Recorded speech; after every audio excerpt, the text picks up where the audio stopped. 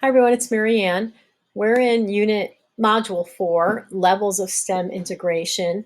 Um, our guiding question in this module is what are the different interdisciplinary levels of STEM teaching and what do they look like in the classroom? So I'm actually not going to spend a lot of time on this because it's pretty straightforward. This is one slide with the increasing level of integration, and you have disciplinary, multidisciplinary, interdisciplinary, and transdisciplinary. You could read these on your own, but when we're talking about STEM and STEM lessons and units, we want to be here in interdisciplinary and transdisciplinary.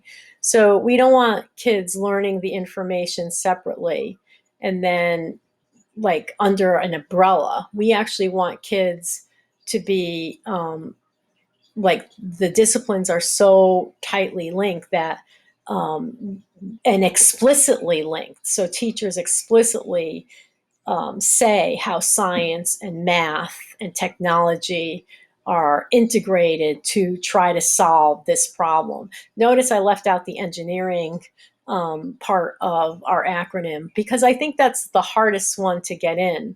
And there's a lot of data on that too, that it's easy to like incorporate the engineering piece when you're teaching physics or a physical science class. But when you're teaching like biology, it's harder to get that engineering piece in. So that's what I'm going to tell you right now. Like, don't worry about making sure you hit like STEM, but the whole purpose of this course is the special methods in teaching mathematics and general science is to try to get you to look at a different approach. And the STEM approach is a really good approach for students. I think it increases engagement, deepens understanding, especially with math and science. So the more that math and science can be linked, I think the better off our students will be. And the transdisciplinary, this is the real world problems or projects. And again, that's where the engineering piece comes in. I do like this table. Again, a lot of us teach like this, where disciplinary concepts and skills are learned separately in each discipline, and that's part of the problem, that the students don't see the connections. Why are we doing math and science? I love that question. And you might get, now that if you're a math teacher and you're starting to have your kids collect data, the kids might say, why are we doing a science experiment in math? But eventually they'll stop seeing them as two separate subjects. And especially if you do like lessons to start and then, develop bigger units. And again, I'm not saying that you're going to jump right to transdisciplinary and change your whole year, because we still have to teach the standards. I still have standards, chemistry standards that I have to get through, and you have math standards or other science standards you have to get through.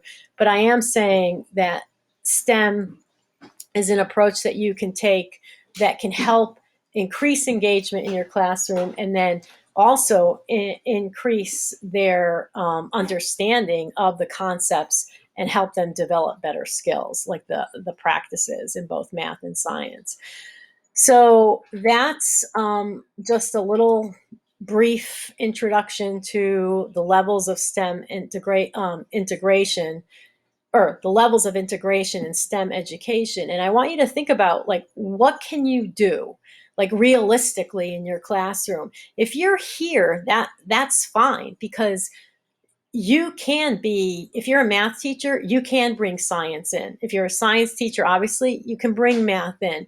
But maybe we can try to think about, can you work with another teacher in your building to try to start building connections, and maybe just one lesson, or one little unit for the first year.